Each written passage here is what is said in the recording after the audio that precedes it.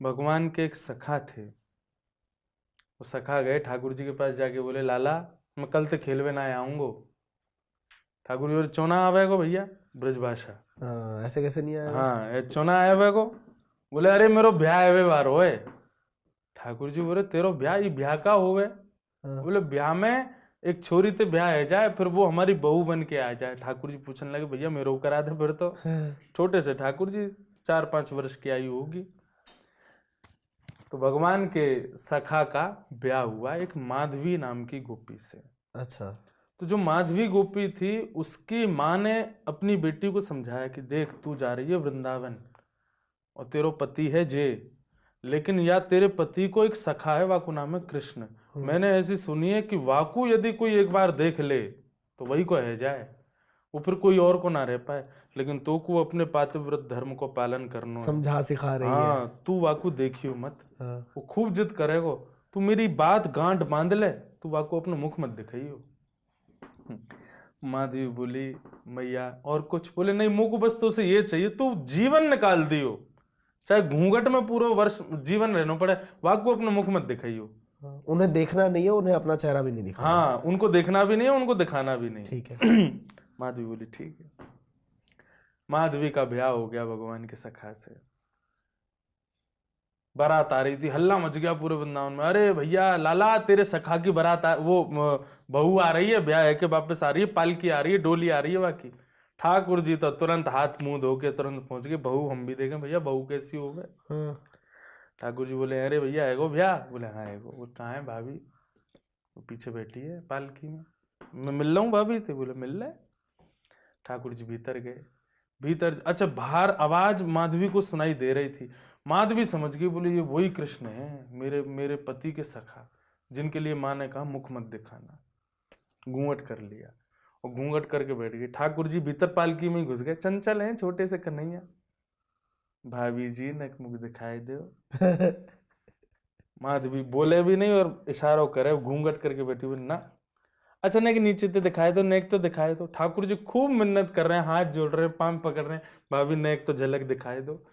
लेकिन माधवी को अपनी माँ की बात याद, घबरा हुए, हाथ पांव कांपे। बोले, इसको नहीं दिखाना है। माँ ने बताया था ये जादू कर देता है, अपनी ओर खींच लेता है, कोई पति का नहीं रह पाता, कोई परिवार का नहीं रह पाता इसको देखने और दिखाने के बाद।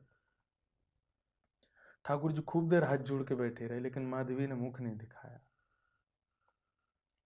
ठाकुर जी ने, नया दिखाओगी? माधवी बोली, ना। ठीक है। तड़प होगी मेरे मुख को देखने के लिए, मेरे रूप को देखने के लिए तड़प होगी आप। ये वचन दे के जा रहा हूं मैं। और ऐसा कह करके ठाकुर जी वहां से चले गए। बोली, मैं क्यों तड़पूंगी, मेरा तो ब्याह है गो। मुका इधर बोल तो रहे, ऐसे ही बोलते रहे, इनको कहा बात लगे, ये तो ऐसे ही बोल बनावे। निकल गया समय, निकलता रहा। इंद्र का मान मर्दन करने के लिए भगवान ने जब अपने बाम हस्त की कन्या उंगली पर गिरिराज जी धारण किए, तो लाखों ब्रजवासी वहीं थे गोवर्धन पूजा में। जब इंद्र ने वर्षा की, सब भागे, तभी भगवान ने गिरिराज जी धारण किए। सबसे कहा, आ जाओ नीचे आकर के आश्रय ले लो। सब दौड़े, दौड़ करके गिरिराज जी के नीचे खड़े हो गए। तो दूर दूर तक कई लोगों को पता ही नहीं था कि गिरिराज जी उठे कैसे। तब धीरे धीरे चर्चाएं होती हुई आई। बोले, भैया वहां बीच में नंद के लाला कन्हैया ने गिरिराज जी अपने बाम हस्त की कन्या उंगली पर उठा लिए। ये बात होते होते होते होते जब माधवी के पास पहुंची, माधवी बोली, 21 किलोमीटर लंबे चौड़े ऊंचे गिरिराज जी, वो 7 बरस के हमारे पति के सखा ने अपनी बामस्त पे उठा लिए, ऐसा कैसे ऐसा कह? तो सब में होड़ लगी देखने की कि हम भी देखें। तो सब धीरे धीरे आगे बढ़ रहे थे देखने के लिए कैसे उठाए ठाकुर जी ने। जैसे ही माधवी पहुंची, माधवी अभी तक तो छुपा रही थी चेहरा, न ठाकुर जी को देख रही थी न दिखा रही थी। लेकिन अब जैसे ही उसने घूंघट उठाया तो त्रिभंग लली श्याम सुंदर ऐसे खड़े हैं गिरिराज जी धारण करके, एक अद्भुत प्रकाश प्रकट हो रहा है। जैसे ही माधवी ने घूंघट ऊपर किया तो 1 सेकंड से भी कम समय के लिए ठाकुर जी दिखे, और दिखते ही अचानक से धुंध आ गई, जैसे आंखों में पानी आ जाता है ना, ऐसे ब्लर हो गए ठाकुर जी। माधवी ने खूब आंख मीड़ी, लेकिन ठाकुर जी उसको नहीं दिखे। तब उसके मन में आया, बोले कि ये साधारण नहीं है। सब प्रणाम कर रहे हैं, सब वंदन कर रहे हैं, सब जय जयकार कर रहे हैं। भैया, ये तेने कहा पाठ पढ़ा के भेजो मुंह को, जिनसे मुख छुपानो नहीं चाहिए तुमने उनसे मुख मुड़वा दियो मेरो। ये तो साक्षात योगेश्वर हैं। मुझसे बहुत बड़ा अपराध हो गया। जैसे तैसे माधवी भगवान के सन्निकट गई, चरणों में सर झुकाया। ठाकुर जी दिख नहीं रहे उसको, सब दिख रहे हैं, ठाकुर जी नहीं दिख रहे, धुंधले दिख रहे हैं। ठाकुर जी को जैसे दिखते नेत्रों में आंसू आ जाते हैं। ओ हो। माधवी बोली भगवान मुझे क्षमा कर दो, मैं आपसे मैंने बहुत बड़ा अपराध किया। जग से मुख छुपाना था, आपको दिखाना था, मैंने आपसे छुपाया, जग को दिखाया, उससे गलती हो गई। ठाकुर जी बोले अब तुम रुदन मत करो। बोले तुम मेरा विरह दूर करो ना, अपना दर्शन कराओ ठाकुर जी।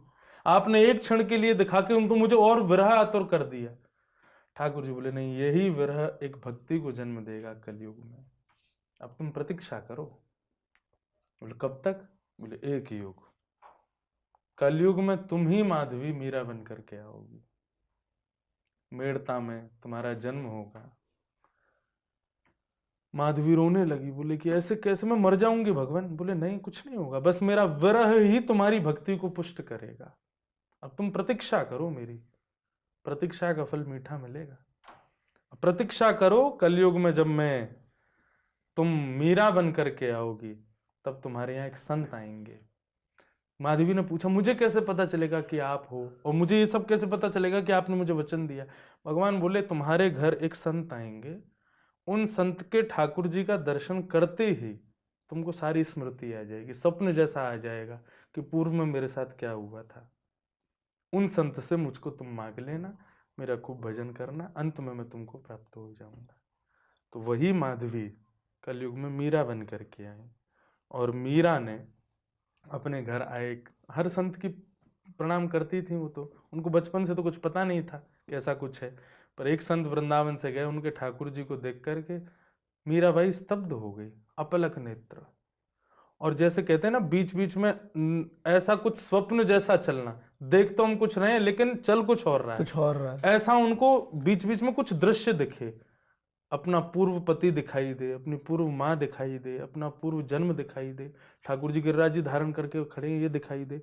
और फिर मीराबाई रोवे, उनके दादा दूदा जी, राव दूदा जी, वो बोले मीरा क्या हुआ? बोले पिताजी, दादाजी ये कौन है, जो इनके साथ बैठे हैं ये कौन है?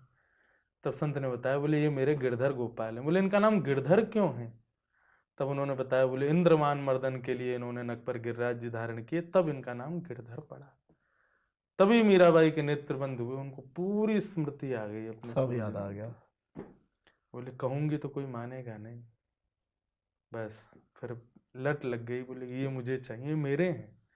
3 दिन तक तो संत ने दिए नहीं, तो संत को स्वप्न में भगवान आए, बोले कि आपकी सेवा पूरी हो गई है, मैं इन्हीं का हूँ और इन्हीं के संग रहूंगा, आप इनको मुझे इनको दे दो। तब संत ने वही ठाकुर जी मीराबाई को दिए। मीराबाई की दिन प्रतिदिन भक्ति बढ़ती गई, और वही मीरा कलयुग में भगवत प्राप्ति। अभी मैं 4 दिन का सत्संग करके मीरा प्रसंग पर आया, अद्भुत। तो ये मीराबाई।